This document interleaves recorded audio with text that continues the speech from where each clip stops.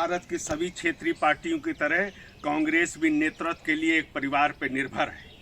यहाँ अगर सोनिया गांधी अध्यक्ष बनती हैं, वो अस्वस्थ होती हैं, त्यागपत्र देती हैं, तो राहुल गांधी अध्यक्ष बनाए जाते हैं। और जब राहुल गांधी पराजय की जिम्मेदारी लेके इस्तीफा देते हैं, तो वही अस्वस्थ सोनिया गांधी फिर से अंतरिम अध्यक्ष बन जाती हैं। राहुल गांधी के अध्यक्ष पुनः संभालने इसके लिए लंबे समय तक इंतजार किया जाता है, प्रतीक्षा होती है, लेकिन जब वो तैयार नहीं होते हैं, उनका अंतिम निर्णय ये हो जाता है, तो उसके बाद चुनाव करने की नौबत आती है और उसमें भी खड़गे जैसे वफादारों को ही कमान सौंपी जाती है। अब ये मैं प्रसंग केवल उठा रहा हूँ कि कर्नाटक के संबंध में। कर्नाटक के हैं खड़गे जी, और उनकी स्थिति केवल ये है कि कर्नाटक और हाईकमान के बीच में केवल संवाद कर पहुंचाने की स्थिति में वो हैं, किसी निर्णय की स्थिति में नहीं है। कांग्रेस के राष्ट्रीय अध्यक्ष हैं, लेकिन कर्नाटक के ही DK शिवकुमार और सिद्धरमैया पर उनका कोई नियंत्रण नहीं है, उनके सुझाव का कोई महत्व नहीं देता है ये दोनों नेता हैं। ये देखना पड़ेगा।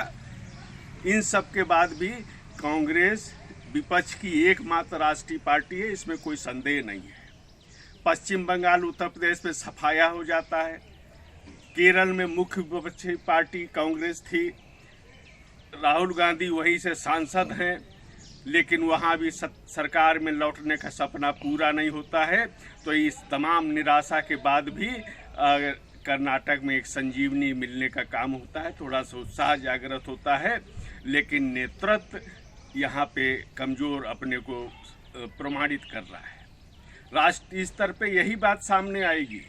राष्ट्रीय स्तर पर भाजपा और नरेंद्र मोदी से सीधा मुकाबला होगा, तो वहाँ पे कांग्रेस का जो एक कमज़ोर नेतृत्व है, जो आंतरिक स्थितियों को संभाल नहीं पा रहा है।